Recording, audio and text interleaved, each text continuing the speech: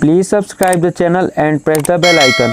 आज हम एनसीईआरटी किताबों में कक्षा 6 के लिए इतिहास की पाठ्य पुस्तक हमारे अतीत 1 के अध्याय 2 के एमसीक्यू सॉल्व करेंगे।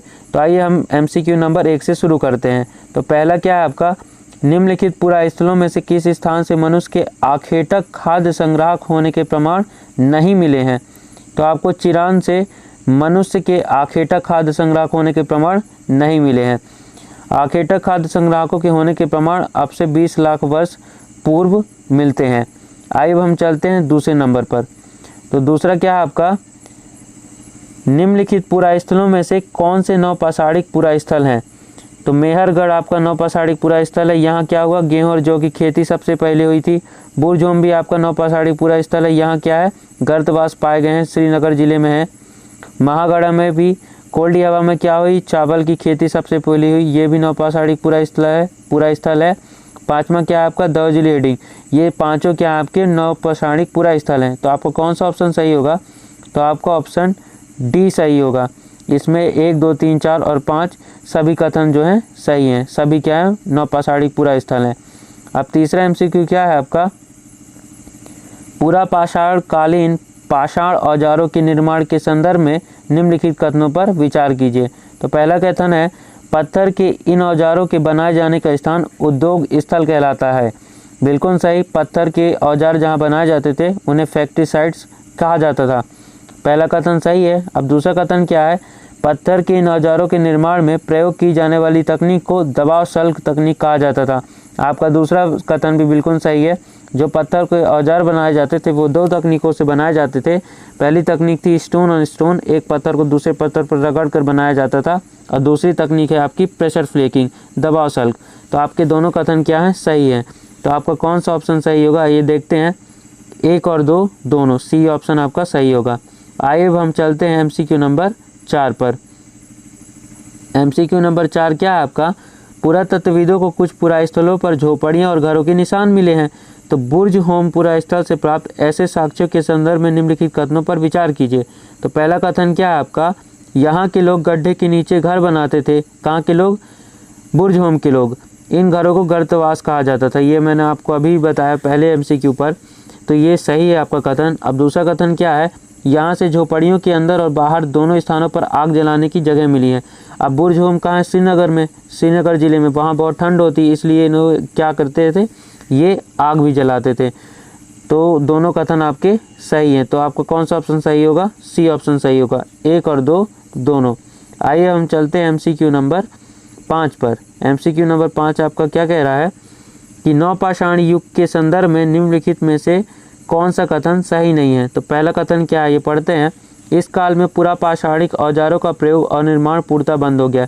यही वाला कथन आपका सही नहीं है। आपसे पूछा सही कौन सा नहीं, तो पहला कथन आपका सही नहीं है। तो ऑप्शन ए आपका सही हो गया। आइए अब हम चलते हैं एमसीक्यू नंबर 6 पर। तो इसमें पहला कथन है जिसका नाम ए दिया गया है, तो है नवपाषाण काल के लोग कपड़े बुनने लगे थे। बिल्कुल बुनने लगे थे, सही है। दूसरा इसका कारण क्या है कि नवपाषाण काल में कपास उपजाया जाने लगा था। ये भी सही। अब से कितने 7000 वर्ष पूर्व कपास की खेती मेहरगढ़ में होने लगी थी। तो इसमें से आपका ए और आर दोनों सही है, और आर जो है ये वाला सेकेंड वाला ए का सही स्पष्टीकरण है। तो आपका इसमें कौन सा ऑप्शन सही है, ए नंबर। आइए अब हम चलते हैं एमसीक्यू नंबर 7 पर। एमसीक्यू नंबर 7 क्या है आपका कि मेहरगढ़ निम्नलिखित में से किस दर्रे के निकट है। तो मेहरगढ़ बोलन दर्रे के निकट है। आइए अब हम चलते हैं नेक्स्ट एमसीक्यू पर।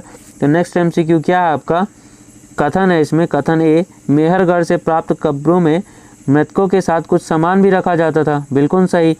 अब मेहरगढ़ के लोगों का मानना था कि मृत्यु के बाद कभी जीवन होता है। कारण ये था कि इनके साथ सामान रखते थे। तो आपका कथन ए भी सही है, उसका कारण आर भी सही है। तो इसमें भी आपका ऑप्शन ए सही होगा। ए और आर दोनों सही हैं, और आर जो है ए का सही स्पष्टीकरण है। तो आपका इसमें ए नंबर ऑप्शन सही होगा। आइए अब हम चलते हैं एमसीक्यू नंबर 9 पर, जो कि सेकेंड लास्ट है। तो आपका 9वां एमसीक्यू क्या है, हुंसकी के संदर्भ में निम्नलिखित कथनों पर विचार कीजिए। पहला कथन क्या है, हुंसकी से पुरापाषाण युग के कई साक्ष्य प्राप्त हुए हैं। सही है आपका, हुंसकी से पुरापाषाण युग के साक्ष्य मिले हैं। दूसरा कथन क्या है, यहाँ से प्राप्त यानी हुंसकी से प्राप्त अधिकांश औजार बलुआ पत्थरों से बनाए जाते थे। तो दूसरा कथन आपका जो है गलत है। क्योंकि जो हुंसकी से औजार प्राप्त हुए हैं वो बलुआ पत्थरों से नहीं, चूना पत्थरों से बनाए जाते थे।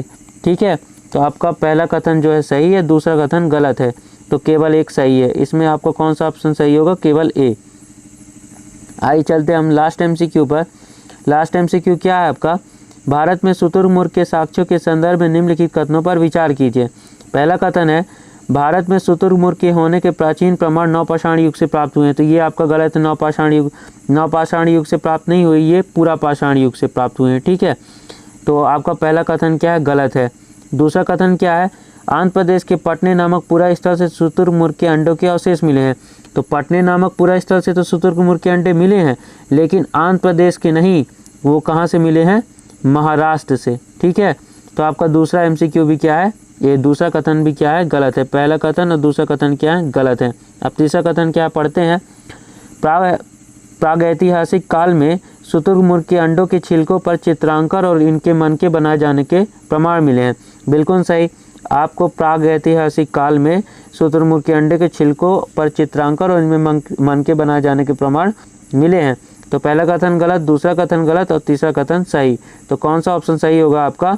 केवल 3 जो है आपका सही है। ठीक है, आपसे ये पूछा गया है कि उपयुक्त कथनों में से कौन सा सही है, तो आप बताएंगे केवल 3 सही है। ऑप्शन सी आपका सही है।